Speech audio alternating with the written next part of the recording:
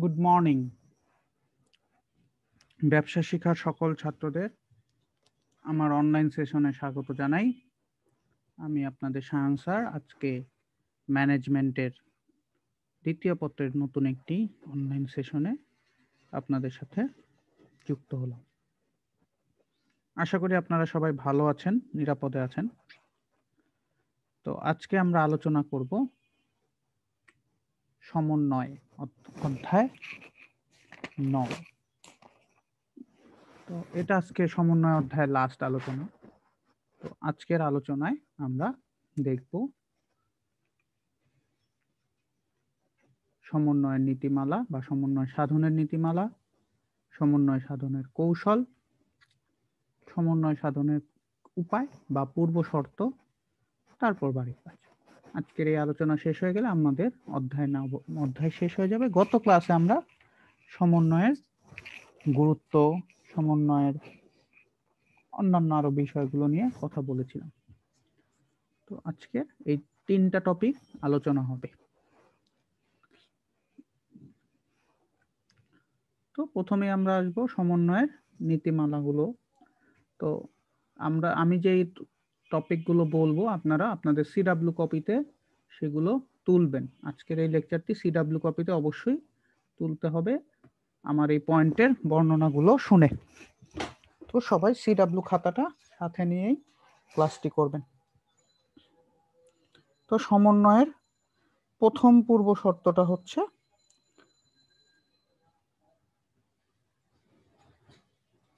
সমন্বয়ের নীতি বা সংহতির নীতি বলতে পারি আমরা এটাকে। তো এই নীতির আওতায় আমরা বলতেছি, আমরা জানি সর্বপ্রথম আমরা ব্যবস্থাপনা সর্বপ্রথম কাজ হচ্ছে পরিকল্পনা। তো আমরা প্রতিষ্ঠান যখন একটা উদ্দেশ্য লক্ষ্য অর্জনের জন্য তৈরি হয় বা কাজ করে, তখন তারা তাদের এই কর্ম পরিকল্পনাগুলো তৈরি করে। তো এই পরিকল্পনাগুলো তাদের সঠিকভাবে হচ্ছে কিনা সেটা সমন্বয় সাধন করতেই হবে। তাই প্রথম শর্ত হচ্ছে প্রত্যেকটা পরিকল্পনা তাদের সমন্বয় আছে কিনা, এবং সেই সমন্বয় যদি থাকে তাহলেই কিন্তু প্রতিষ্ঠান তাদের অর্জিত লক্ষ্যে পৌঁছাইতে পারবে। তো এখানে সমন্বয় নীতি খুব ইম্পর্টেন্ট, পরিকল্পনা থেকে শুরু করে। ও প্রত্যক্ষ যোগাযোগ। প্রতিষ্ঠানে আমরা জানি বিভিন্ন স্তরে কর্মী থাকে, মালিক পক্ষ থাকে, তারপরে হেড অফ ডিপার্টমেন্ট থাকে, তারপরে বিভিন্ন ম্যানেজার থাকে, তারপরে জুনিয়র লেভেল এমপ্লয়ি থাকে, তারপর লেবার ক্লাস এমপ্লয়ি থাকে। তো এই সবার মধ্যে বিভিন্ন বিভাগের মধ্যে প্রত্যেক নির্বাহীকে ব্যক্তিগত যোগাযোগে অবশ্যই গুরুত্ব দিতে হবে। বিভাগীয় পর্যায়ে কিংবা কর্মীদের নিকট লিখিত আকারে ভুল তথ্য প্রদান করলে কর্মীদের মধ্যে কি হবে, আমরা মতবিরোধ দেখা দিবে। তাই নির্বাহী কর্মকর্তাগণ সরাসরি উপস্থিত হয়ে সেই তথ্যগুলি সংগ্রহ করে নির্ভুল তথ্য প্রদান করতে পারেন। এছাড়া অধীনস্থদের সাথে তারা সরাসরি যোগাযোগ করলে তাদের সুবিধা অসুবিধা, আশা আকাঙ্ক্ষা এগুলা জানা যায়। মালিক একটা কথা বললো, সেটা নানান লোকের কান হয়ে হয়ে শ্রমিক পর্যন্ত যাইতে যাইতে কথাটা দেখা যাবে চেঞ্জ হয়ে গেছে মিনিং। সেটা যদি না হয়ে আমরা যদি সবাই একটা চেইন অফ কমান্ডের মধ্যে সবার কাছে যদি একভাবে যায় নিউজটা, বা মালিক যদি রোটেশন বেসিস সব ধরনের সব ডিপার্টমেন্টের সাথে আলোচনা করে, বা এখন ইমেইলের মাধ্যমে তাদেরকে যোগাযোগ করে, তাহলে কি হবে, সব এমপ্লয়ীদের মধ্যে একটা যোগাযোগ ব্যবস্থা দেখা দিবে। তারপর হচ্ছে নমনীয়তার নীতি। প্রতিষ্ঠানের ব্যবসায় পরিবেশটা প্রতিনিয়তই কি হয়, পরিবর্তনশীল। যেমন কোভিডের কারণে যে ব্যবসায়িক পরিবর্তনগুলো আসছে, সেটাও কিন্তু খাপ খাওয়ায় নিতে হবে। তো পরিবর্তন পরিস্থিতিতে কার্য সম্পাদনের জন্য অবশ্যই নমনীয়তা থাকতে হবে। তো সমন্বয়গুলোও যাতে নমনীয় হয়, তো বিশেষ পরিস্থিতিতে যাতে সেই নীতিটা পরিবর্তন করা যায়, সমন্বয় আপনাকে সেই সুযোগটা করে দিতে পারে। পারস্পরিক সমঝোতা, সবার সাথে সবার একটা সমঝোতা থাকতে হবে। সবাই কাজ করলে একসাথে, সমঝোতা যদি না থাকে তাহলে কাজ করা কঠিন। তো বৃহত্তম প্রতিষ্ঠানে শ্রম বিভাজনের ভিত্তিতে কাজের দায়িত্ব ভাগ করা হয়। ফলে তারা প্রত্যেকটা কাজ ভাগ করা হইলেও প্রত্যেকটা কাজ কিন্তু আরেকজনের কাজের সাথে সম্পর্কযুক্ত, কারণ সবাই কোম্পানির জন্য কাজ করতেছে, সবাই ওই লক্ষ্য অর্জনের জন্যই কাজ করছে। তো তাদের সবার মধ্যে একটা সমঝোতা থাকতে হবে, মার্কেটিং ডিপার্টমেন্টের সাথে একটা সেলস ডিপার্টমেন্টের সমঝোতা থাকতে হবে যে কি ধরনের কাজ তারা করবে, কিভাবে করবে। প্রত্যেকের সাথে যদি সমঝোতা হয় তাহলে কিন্তু লক্ষ্য অর্জনটা ইজি হবে। তো এই নীতিটা আপনাকে সমন্বয় করে দিতে পারে। দলীয় মনোভাবের নীতি, প্রতিষ্ঠানের নানান কাজ আপনি একা পক্ষে করা সম্ভব না, বা একা করাটাও সমস্যা হয়ে যায়, বা একা করলে দেখা যাবে ভুল ত্রুটিও বেশি। তাই তারা কি করে, বিভিন্ন কর্মী তারা একটা দলে হয়ে কাজ করে। তো সমন্বয়ের মাধ্যমে তারা প্রত্যেকটা লোক সমন্বয় করে নেয় নিজেদের মধ্যে, এবং প্রতিটা দলের মধ্যে একটা সমন্বয় হয়। তো তো দলীয় মনোভাব নিয়ে যখন কাজ করে তখন সমন্বয় সাধন আরো জোরালো হয়। আদেশের ঐক্য, তারা ম্যানেজারের কাছ থেকে বিভিন্ন আদেশ পায়। তো এই আদেশগুলো যদি সমন্বয় কার্য সম্পাদনে সম্ভব হইতো না যদি এই আদেশগুলো না থাকতো, এবং এই আদেশগুলো থাকে এবং এই আদেশগুলো অনুযায়ী তারা কাজের সমন্বয় করে। আর যদি এই আদেশ না থাকতো, কে কাকে আদেশ দিবে এইটার মধ্যে যদি কোনো ঐক্য না থাকে তাহলে বিশৃঙ্খলা হবে। তো সমন্বয় সাধনের জন্য আপনাকে অবশ্যই আদেশ ঐক্য নীতি ফলো করতেই হবে। তো একক আদেশ বা নির্দেশনা বহাল রেখে সমন্বয় করা উচিত, অর্থাৎ আদেশ বা নির্দেশটা মোটামুটি এক সাইড থেকেই আসবে। আপনি বিভিন্ন অপশন বা অপিনিয়ন দিতে পারেন, বাট ডিসিশন মেকার একজনই থাকবে বা দুইজন থাকবে, তারাই ডিসিশন নিবে। ঠিক আছে, আপনার অপিনিয়ন গুলো তারা গ্রহণ করে তারপর তারা যেটা ভালো মনে হবে সেই ডিসিশন। কারণ আপনি একটা ডিসিশন নিবেন, আরেকজন আরেকটা ডিসিশন নিবে, সবাই সবার মতো যদি ডিসিশন নেই তাহলে তাহলে বিশৃঙ্খলা হয়ে যাবে। তারপরে হচ্ছে নিরবচ্ছিন্নতার নীতি, সমন্বয় সাধনে অবশ্যই একটি চলমান প্রক্রিয়া। তো এই ধারাবাহিক প্রক্রিয়াটি শুরু থেকে শেষ পর্যন্ত বজায় রাখার জন্য সমন্বয় সাধন করা হলে কর্মীদের মধ্যে দায়িত্ববোধের বিষয়টি বাড়বে। তো এটা যখন আপনি চেইনের মতো চলতেই থাকবে, বা এটা চেইন আকারে চক্রটা যখন ঘুরবেই, তখন কিন্তু আপনার কাজে ভুল ত্রুটি হলেও সেটা শুধরানোর সুযোগটা বেশি থাকবে। এবং সমন্বয় যদি প্রতিটা সেক্টরের সমন্বয় যদি ঠিক থাকে তাহলে আপনার সফলতার পরিমাণও বেড়ে যাবে। অবিচ্ছেদ্যতার নীতি, প্রতিষ্ঠানের প্রতিটি কাজ কর্মীর স্বার্থ অভিন্ন লক্ষ্যে এগিয়ে যাওয়া, কাজ করতে আছে সেই লক্ষ্যটায় পৌঁছানোর জন্য।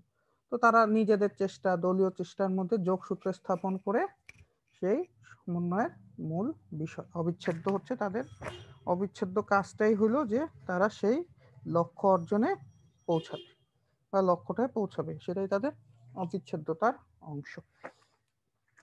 ইন্টিগ্রেশন থাকতে হবে প্রতিটা কাজের মধ্যে, তাদের ব্যক্তিগত দলীয় প্রচেষ্টার উপাদানগুলি যদি যোগসূত্র স্থাপন করতে পারে তাহলে কাজটা হবে। ভারসাম্যতার নীতি আরো একটি গুরুত্বপূর্ণ, এখানে বিভাগ উপবিভাগ তাদের কার্যকলাপগুলোর মধ্যে একটা ভারসাম্য রাখতে হবে, তাহলেই প্রত্যেকটা বিভাগের কার্যগুলি সমভাবে আগাবে। তো ভারসাম্য যদি না থাকে, যে অ্যাকাউন্টস ডিপার্টমেন্ট অনেক আগে চলে গেল, ফাইন্যান্স এখনো পিছনে পড়ে আছে, সেলস অনেক সেলস করে ফেলাইতেছে, প্রোডাকশন হচ্ছে না, তাহলে কি হবে, ভারসাম্য থাকবে না। তো প্রত্যেকটার মধ্যে একটা ব্যালেন্সিং ইম্পর্টেন্ট, তাহলে কাজটা সুন্দর হবে এবং সমন্বয় থাকবে, প্রত্যেকটা ডিপার্টমেন্ট তাদের মধ্যে সমন্বয় করে নেবে। দেন উত্তম সম্পর্ক, সম্পর্ক খুবই গুরুত্বপূর্ণ যে কোনো ক্ষেত্রেই। তো সবার সাথে যদি সবার সম্পর্কটা সুন্দর হয়, সবার মধ্যে যদি একটা ঐক্য থাকে, তাহলে আপনি বিভিন্নভাবেই তারা অধিক কার্যকরী হন। সবসময় যে আনুষ্ঠানিক সম্পর্কই থাকবে তা না, অনানুষ্ঠানিক তাদের মধ্যে তারা অফিসের কার্যের পাশাপাশি নিজেরা পার্সোনাল কথা গল্প দুষ্টামি এগুলো যদি করে তাদের মধ্যে কিন্তু কাজের স্পৃহাটা বাড়বে, একজনের প্রতি আরেকজনের হেল্পনেসটা বাড়বে। কেউ যদি কাজে হঠাৎ করে বিপদে পড়লে আসলো না, তার আরেকজন করে দিবে, কিন্তু শুধু অফিসে আসে অফিসের কথাবার্তা হয় চলে যায়, তাহলে কিন্তু সেই ধরনের সম্পর্ক গড়ে ওঠে না। তো তাদের মধ্যে একটা পার্সোনাল ধরনের রিলেশন গড়ে ওঠার চেষ্টা করতে হবে। একই সাথে বসও চেষ্টা করবে যে হ্যাঁ পার্সোনালি তার অধীনস্থদের সাথে যতটুকু মেশা যায় মেশা। তো অনেক জটিল সমস্যা কিন্তু তখন ইজি সলভ হয়ে যাবে। আপনার বস যখন আপনার সাথে ভালোভাবে মিশবে তখন একটা অতিরিক্ত কাজ দিলেও কিন্তু আপনি করে দিবেন যে ঠিক আছে আপনাকে যখন হেল্প করে বা আপনাকে সাথে সে আপনার সমস্যাগুলো নিয়ে কথা বলে, আপনার পার্সোনাল লাইফের তার অভিজ্ঞতাগুলি বলে বা আপনাকে শান্ত মোটিভেশন দেয়, সেক্ষেত্রে কিন্তু আপনি তাকে অন্যান্য সময় হেল্পগুলো করে দিবেন। অন্যান্য হেল্প বলতে ব্যবসায়িক হেল্প বা অফিসের রিলেটেড হেল্পগুলো করে দিবেন। তো এই সমন্বয়, উত্তম সম্পর্ক ইম্পর্টেন্ট। সম্পর্ক থাকলে আপনার লক্ষ্যটা অর্জন সহজ হবে। তো এই নীতিমালাগুলো আমরা ফলো করব সমন্বয় সাধনে। তো আপনাদের সৃজনশীল প্রশ্নে একটা সিচুয়েশন দিয়ে বলবে এটা কোন নীতির মধ্যে পড়ে এবং ওই নীতিটাকে আপনাকে ডিসক্রাইব করতে হয়। এবার আসবো আমরা সমন্বয় সাধনের কৌশল। তো সমন্বয় সাধনের কৌশলগুলো নিয়ে এখন যদি কথা বলি, তো আমরা শুরুতেই আছে ঊর্ধ্বতন নির্বাহী দ্বারা নিয়ন্ত্রণ। একটা প্রতিষ্ঠানের একটা কাঠামো থাকবেই, তাই না? ঊর্ধ্বতন কর্মী থাকবে, মালিকের থেকে ডিপার্টমেন্ট হেড, এভাবে ঊর্ধ্বতন কর্মকর্তা থেকে তাদের অধীনস্থ কর্মীদের মধ্যে কার্যাবলীগুলা দিয়ে দিবে তারা। তাদের ঊর্ধ্বতন কর্তৃপক্ষ অধীনস্থদের থেকে কাজগুলো করায় নিবে এবং তাদের কার্যাবলী তারাই নিয়ন্ত্রণ করবে। এটার উদ্দেশ্য কি? যে তো যারা ডিসিশন নিচ্ছে বা যারা কাজগুলা করায় নিচ্ছে বা ঊর্ধ্বতন কর্তৃপক্ষ, তারা পরিকল্পনা মাফিক অধীনস্থরা কাজ করছে কিনা সেটাই দেখে। যে কারণে কর্মকাণ্ড উদ্দেশ্য কেন্দ্রিক রাখা হলে লক্ষ্য অর্জন করাটা কিন্তু ইজি হবে। নির্বাহীদের কাজে সামঞ্জস্যতা বিধান করার মাধ্যমে সমন্বয় করা সম্ভব। তারা যদি একটা সামঞ্জস্যতা তৈরি করে, তাহলে কাজগুলো করা কিন্তু ইজি হয়ে যাবে।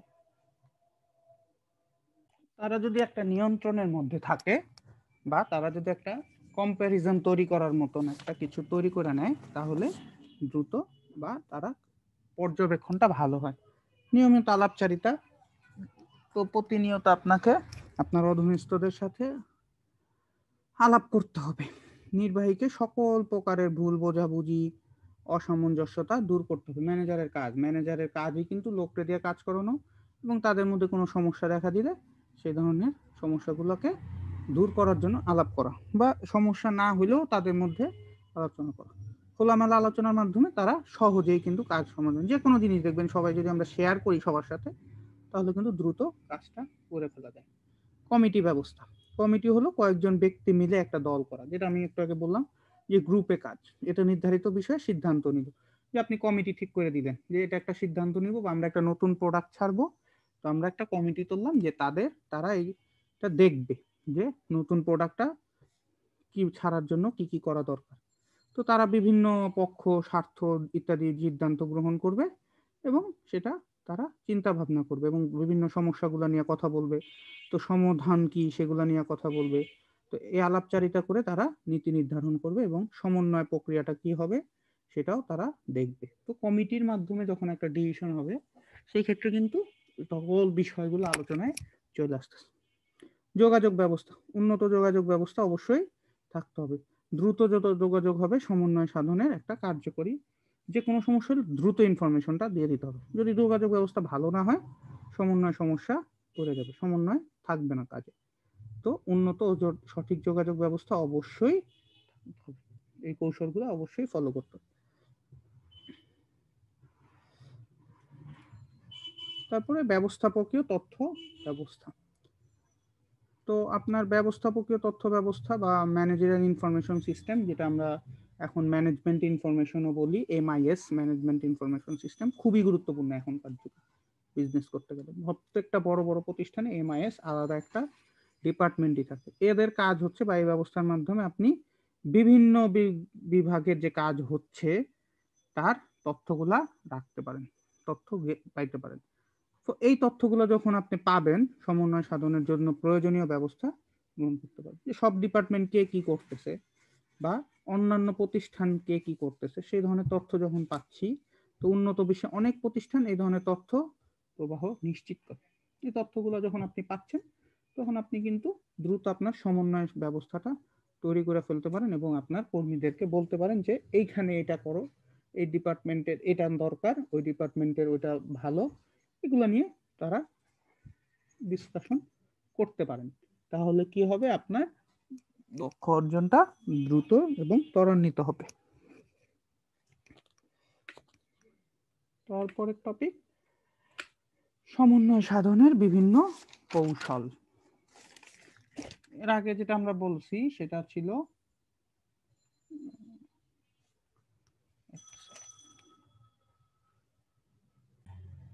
এখন আমরা কথা বলবো কৌশল নিয়ে কথা বললাম, এখন আমরা কথা বলবো উপায় বা পূর্ব শর্ত। কি কি শর্ত আপনাকে মানতেই হবে।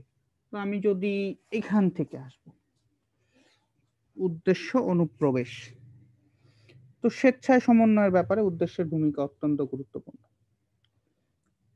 যেমন যদি আমি বলি একটা ফুটবল খেলায় যদি দেখেন, খেলায় যতক্ষণ না পর্যন্ত জয় লাভ করা না হয় ততক্ষণ পর্যন্ত কি দলীয় শক্তিতে খেলা চলে, তাই না? কারণ তাহলে ওদের প্রাথমিক উদ্দেশ্য হচ্ছে জয়লাভ করা। কিন্তু তাদের মধ্যে কেউ কেউ যদি ব্যক্তিগত গৌরব অর্জনের থাকে, সেক্ষেত্রে কিন্তু আপনি কার্যগুলো সম্পাদন করতে পারবেন না, অসম্ভব হয়ে যাবে। তাই মনের অজ্ঞাতে কর্মীগণের মধ্যে একাদশের ভাব জাগিয়ে তোলা দরকার। অর্থাৎ আপনি টিমে কাজ করতেছেন কিন্তু আপনি আপনার নিজেরটা নিয়ে খালি ভাবতেছেন, তাহলে কিন্তু কাজ হবে না। তো টিম ভালো করতে পারে কিভাবে সেটা চিন্তা করতে হবে। তো সেই ক্ষেত্রে কি দুইভাবে সমন্বয় করা যায়। এক, ঊর্ধ্বতন কর্মীরা অধস্তনদের কার্যাবলীর মধ্যে একটা সমন্বয়, অথবা কর্মকর্তা বা তাদের স্বেচ্ছায় কর্ম করার উদ্দেশ্যে সামঞ্জস্য বিধান করা, যে প্রত্যেকে তোমরা তোমাদের মতন করো, তারপরে আপনি সেটাকে সমন্বয় করতে পারেন। ঠিক আছে। তারপরে ব্যবস্থাপকীয় মনোভাব সমন্বয়ের একটা গুরুত্বপূর্ণ ধাপ। ব্যবস্থাপকদের মনোভাব অধস্তনদের প্রতি সবসময় সদয় অনুভূতি, তাদেরকে ভালো নজরে রাখতে হবে, গুরুত্বপূর্ণ। প্রতিষ্ঠানের নিম্নস্তরের কর্মচারী না ভেবে তাদেরকে সহকর্মী ভাবেন। ম্যানেজার যদি ভাবে যে তার জুনিয়র যে তারই সহকর্মী, অথবা সে 3 বছর আগে জয়েন করছে, ওই ছেলেটা 3 বছর বা মেয়েটা 3 বছর পর জয়েন করছে, এইভাবে যদি ভাইবা কাজ করে, তাহলেই কিন্তু ওই যে জুনিয়র ছেলেটা বা মেয়েটা কাজ ভালো অনুপ্রাণিত হবে এবং সমন্বয়টাও ভালো হবে। যোগাযোগ ব্যবস্থা, তো একটু আগেই বললাম যত ভালো যোগাযোগ তত সমন্বয় প্রক্রিয়াটা ভালো চলবে। দায়িত্বপ্রাপ্ত ব্যক্তিদের সুষ্ঠু যোগাযোগ থাকতে হবে, তাদের মোবাইল, তাদের ইমেইল, ফ্যাক্স ইত্যাদি খুবই গুরুত্বপূর্ণ। কারণ ম্যানেজারদের সব সময় তাদের ফোন, ইমেইল এগুলা চেক করার উপরে থাকতে হবে যে কোনো ধরনের নিউজ আসতেছে কিনা। অনানুষ্ঠানিক আলাপে উৎসাহ না, তাদেরকে আপনি অনানুষ্ঠানিক আলাপে বলেন, যে যদি কাজের অবসরে বসে না থাকে তারা যাতে নিজেদের মধ্যে কথা বলে, চুপচাপ না থাকে। আমি প্রথম ক্লাস থেকে এই বলে আসতেছিলাম, বিজনেস ফিল্ডে আপনাকে লোকের সাথে পরিচিতি হইতে হবে। তো ম্যানেজার আপনাকে 10 দিন 5 দিন ঠেলবে যে এই কথা বলো কথা বলো, বাট একটা সার্টেন পয়েন্ট পরে কিন্তু সেও ফেড আপ যদি না করেন আপনি, সেও আপনাকে আর বলবে না। ঠিক আছে। তো যে যত ভালো লোকের সাথে যোগাযোগ ব্যবস্থা রাখবে, দুষ্টামি করবে, ফাইজলামি করবে, তো এতে কি হবে, যোগাযোগ ব্যবস্থাটা ভালো হবে। প্রতিষ্ঠানের বাইরেও কর্মচারীরা তাদের নিজেদের বিভিন্ন বিষয় নিয়ে কথাবার্তা বললে সমন্বয় সাধনে কাজ হয়। পর্ষদের ব্যবহার, একটু আগে বললাম কমিটি, কমিটি গঠন করে দিতে হবে। কর্মকর্তারা অনেকেই সমন্বয় সাধনের জন্য পরিচালনা পর্ষদ ব্যবহার করে। কর্মকর্তা কর্মচারীদের মধ্যে তারা মত বিনিময় করবে, নিজেদের মধ্যে কথাবার্তা বলে ডিসিশন। গ্রহণযোগ্য রীতিনীতির উন্নয়ন, সমন্বয়ের মাধ্যমে অনেক কাজ সহজ হয়ে যেতেছে, তাই না? আমরা প্রথম থেকেই বলে আসতেছি যত ভালো সমন্বয় তত কঠিন কাজ আপনি সহজেই করে ফেলতে পারেন। তো এর জন্য আপনার কিছু রুলস অ্যান্ড রেগুলেশন থাকতে হবে, নিয়ম নীতি থাকতে হবে। যদি নিয়ম নীতি না থাকে আপনার, সেগুলো কিন্তু সহজ হবে না। আপনি নিয়ম নাই কোনো প্রতিষ্ঠানে, তাহলে কাজে আগ্রহ পাবে না তারা। তো নিয়ম কানুন দিয়ে তাদেরকে সেই রীতিগুলাকে ফলো করাইতে হবে, এবং সেই নিয়ম কানুনগুলো সবাই যাতে গ্রহণযোগ্য হয়, এরকম কিছু না যে আপনি একাই মানতে পারেন অন্য কর্মীরা মানতে পারতেছে না, এরকম নিয়ম রুলস তৈরি করলে সেটা হইলে কিন্তু হবে না। তারপর সরলীকৃত সংগঠন, সিম্পলিফাই, অর্থাৎ বেশি কঠিন হওয়া যাবে না, মানে গঠন প্রণালীটা সহজ থাকবে।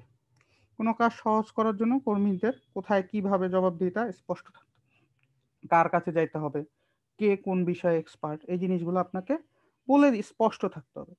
জবাবদিহিতা প্রদানেরটা যাতে এরকম না হয় যে তাকে আপনি কন্ডেম সেলে রাইখা জিজ্ঞেস করতেছেন, এই ধরনের জবাবদিহিতা না। মত বিনিময় করেন যে হ্যাঁ এটা কেন হইলো, আচ্ছা এটা না করে যদি এইভাবে করতো, এইভাবে না করে যদি এইভাবে হতো, আচ্ছা তোমার এইখানে মনে হয় ভুল হইলো, তাই না? এইখানে দেখো তো এই ভুলটা করছো কিনা তুমি। তো এইভাবে আমরা আলোচনা করবো, কেন করছো তুমি এটা, যেটা আমাদের রিমান্ডে, পুলিশের রিমান্ডে নিয়ে যেভাবে জিজ্ঞাসাবাদ করে ওইভাবে যদি হয়, তাহলে কিন্তু আপনার জবাবদিহিতা প্রক্রিয়াটা সুন্দর থাকবে না।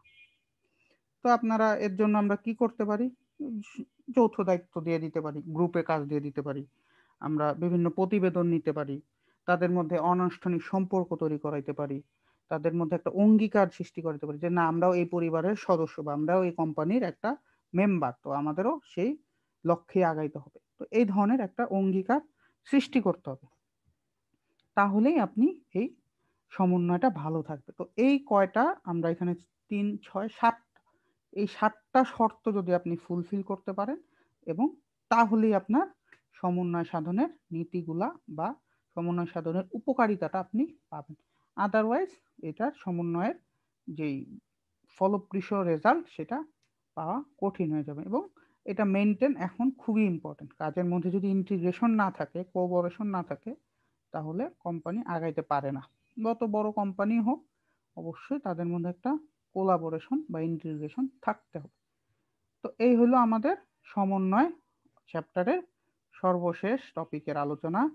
তো আজকের আলোচনায় সমন্বয়ের ক্ষেত্রে দলীয় সমঝোতা নীতি কি, যেটা আমরা নীতিতে বলছি, গ্রহণযোগ্য রীতিনীতির উন্নয়ন বলতে আমরা কি বুঝাইলাম, ঠিক আছে, যেটা আমরা লাস্ট টপিকটাতেই বললাম গ্রহণযোগ্য, যে তাদের মধ্যে যদি আপনি সমন্বয়ের মাধ্যমে কাজ সহজ হবে, কঠিন কাজের সাথে হাতে হাত মিলিয়ে যদি করে সবাই তাহলে কাজটা সহজ হয়। তাদেরকে নীতি ও প্রতিষ্ঠানের নিয়ম কানুনগুলো জানা থাকতে হবে, একই সাথে এই নিয়ম নীতিগুলা এমন হবে যাতে সবার জন্য গ্রহণযোগ্য হয়, সবাই সেটাকে ফলো করতে পারে, সবার জন্য সহজ রুলস অ্যান্ড রেগুলেশন হয়। আবার এত সহজও হবে না যাতে যে কেউ ফলো করতে পারে, একটা স্ট্যান্ডার্ড রীতিনীতি থাকতো। ঠিক আছে, আপনি ধরেন একটা রীতি বললাম যে আপনি ৯টার পরে যে কোনো সময় অফিসে, তাহলে কি হলো, কেউ ১২টায় আসবে, কেউ ২টায় আসবে, কেউ ১টায় আসবে। তো ৯টা থেকে ১০টা একটা টাইম ফ্রেম দিয়ে দিলেন যে ৯টা থেকে ১০টার মধ্যে তোমরা, বা ৯টা থেকে ৯:৩০ তোমাদের অফিস আসে। এখন ৯টা মানে ৯টাই, অনেক সময় ২-১-৫ মিনিট লেট হইলে আপনি সেটা গ্রহণ করেন, তাহলে সেটা কিন্তু গ্রহণযোগ্য হবে না, কারণ সবাই তখন ভয়ে ভয়ে তাড়াতাড়ি করে আসবে। তো আপনি একটা টাইম ফ্রেম দিয়ে দেন, এরকম কিছু রুলস অ্যান্ড রেগুলেশন থাকবে যেটা খুব বেশি কঠিনও না, খুব বেশি লিবারেলও না এমপ্লয়ীদের জন্য। এরকম একটা স্ট্যান্ডার্ড রুলস অ্যান্ড রেগুলেশন যদি থাকে তাহলে সমন্বয় প্রক্রিয়াটা শুরু করা যায়। খুব কঠিন কিছু হলেও সেটা হবে না, খুব সহজ কিছু হলেও সেটা হবে না। তো সবাই ভালো থাকবেন। আমরা এই চ্যাপ্টারটি শেষ করলাম। তো পরবর্তী লেকচারে আমরা হয়তো অধ্যায় ২ নিয়ে কথা বলবো। অধ্যায় ২, তো অধ্যায় ২ এর বিভিন্ন বিষয় নিয়ে আলোচনা হবে পরবর্তী লেকচার। এবং বলেছি আগামী মাস থেকে আমি ফার্স্ট ইয়ারের টপিকগুলো নিয়ে কথা বলবো। আজ এই মাসটা আমরা সেকেন্ড ইয়ারের টপিকগুলো নিয়ে কথা বলবো, কারণ আগামী ১ মাস যদি আমরা ডিসেম্বর মাসটা যদি আমরা যে কটা ক্লাস হবে সেখানে যদি আমরা ফার্স্ট ইয়ার কথা বলি তাহলে আপনাদের টেস্ট পরীক্ষাটা জন্য উপকার হবে। তো আপনারা ভালো মতন লেকচারটা শুনবেন এবং অবশ্যই সিডাব্লিউ কপিতে নীতি নিয়ে এবং যেই টপিকগুলো নিয়ে আমি আজকে কথা বলছি লিখবেন, তারপরে বাড়ির কাজের মধ্যে এই ২টা প্রশ্ন লিখবেন। তো সিডাব্লিউ কপিও করতে হবে, এইচডাব্লিউ কপিও করতে হবে। তো সবাইকে অসংখ্য ধন্যবাদ। সবাই ভালো থাকবেন, সুস্থ থাকবেন, নিরাপদে থাকবেন।